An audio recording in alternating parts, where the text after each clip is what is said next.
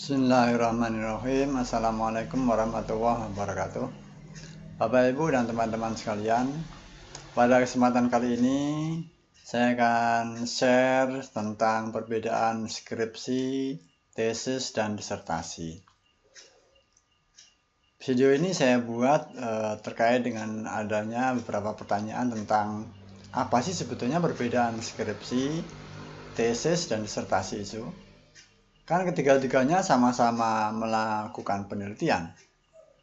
Nah, oleh karena itu di video sederhana yang pendek ini saya akan mencoba berbagi, membuka diskusi pada teman-teman semuanya, apa sebetulnya perbedaan dan persamaan skripsi, tesis, dan disertasi. Yang pertama akan saya sampaikan dulu persamaannya.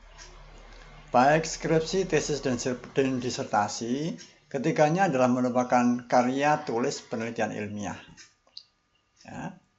Ketiga-tiganya sama-sama merupakan karya tulis penelitian ilmiah.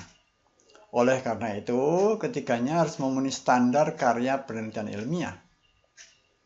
Nah, ada beberapa poin yang menurut saya kalau bisa kita simpulkan beberapa poin penting tentang karya ilmiah itu.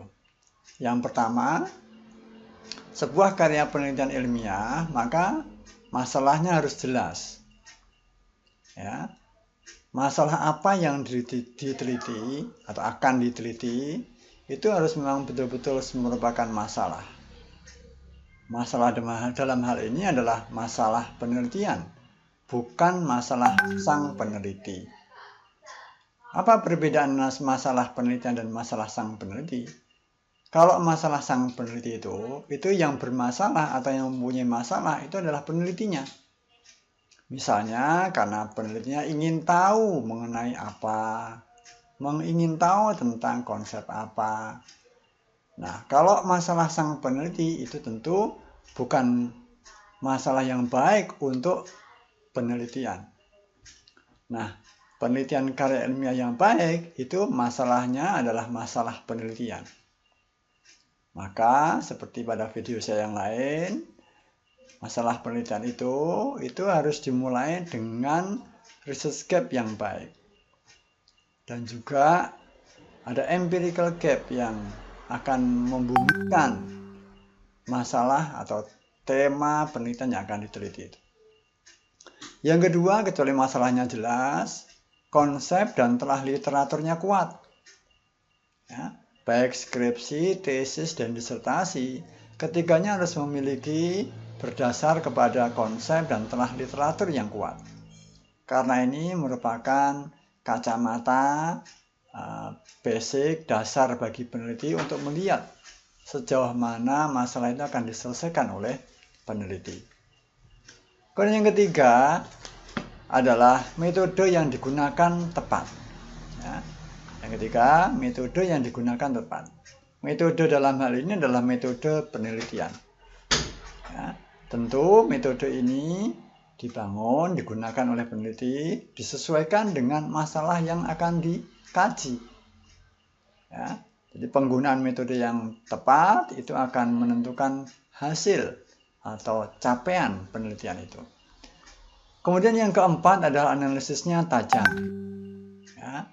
Kecuali metodenya baik, analisisnya juga tajam. Ya, jadi dengan analisis yang tajam, maka diharapkan nanti bisa diambil kesimpulan yang bisa menjawab masalah.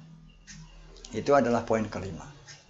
Nah, kelima hal ini menurut saya ini penting sebagai bagian dari poin-poin untuk memenuhi standar karya penelitian ilmiah. Kemudian selanjutnya, persamaan berikutnya adalah di bab 1, baik skripsi, tesis, dan disertasi membutuhkan fenomena gap dan research gap. Ya, terutama di bagian latar belakang masalah. Dibutuhkan fenomena gap dan research gap, baik skripsi, tesis, maupun disertasi.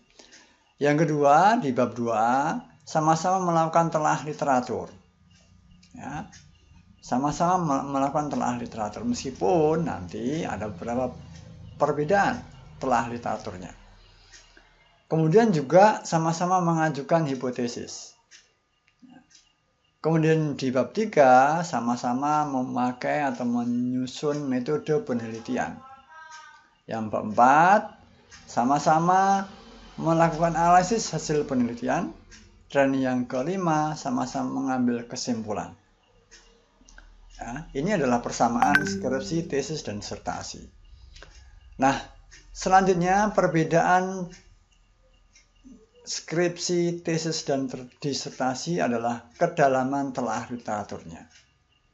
Kita perhatikan kalau skripsi itu mahasiswa atau penulis skripsi paham teori, paham konsep, kemudian menggunakan teori dan konsep yang ada itu untuk menyusun hipotesis.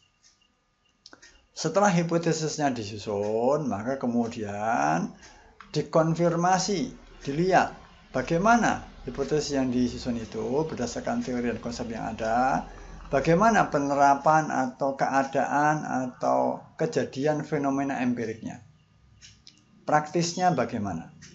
Itu skripsi. Ya, jadi saya ulangi, paham teori dan konsep. Teori dan konsep itu digunakan untuk menyusun hipotesis. Kemudian hipotesisnya itu dikonfirmasi ke lapangan. Bagaimana? Apakah hipotesis berdasarkan konsep dan teori itu terjadi di praktek atau di fenomena empirik. Yang kedua, kalau tesis adalah mahasiswa atau penulis tesis itu paham teori dan konsep, kemudian mendalami teori dan konsep itu dengan menyusun state of the art. Kemudian dengan state of the art itu menyusun hipotesis. Syukur-syukur dengan state of the art yang baik, mahasiswa S2 yang sedang menyusun tesis itu bisa mengajukan sintesis atau melakukan sintesis. Ya, melakukan sintesis atau menggabungkan tesa-tesa. Ya, menggabungkan tesis-tesis, ya, atau mengusulkan beberapa tesis menjadi tesis yang dia usulkan. Kemudian muncullah hipotesis. Ya. Setelah hipotesisnya disusun berdasarkan teori, konsep, dan sintesis yang diajukan, maka kemudian dilihat atau diuji fenomena empiriknya. Bekerja atau tidak? Bagaimana hasilnya setelah dilihat di lapangan? Itu adalah tesis. Nah, kemudian kalau disertasi, ya, ini kajiannya lebih dalam lagi. Kajian telah literaturnya lebih dalam lagi.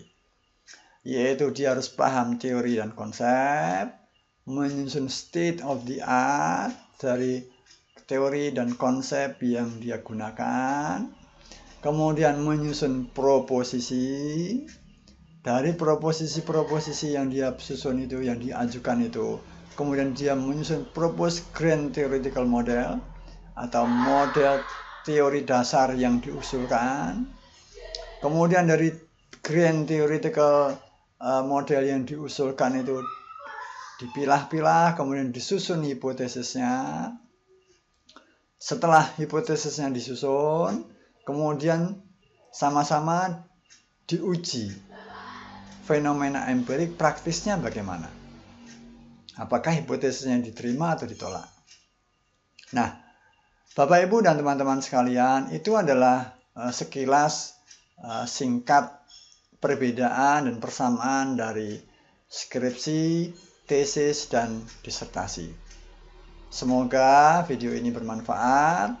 Kalau ada yang masukan, saran, dan kritik, silahkan disampaikan di kolom komen di bawah ini. Terima kasih. Assalamualaikum warahmatullahi wabarakatuh.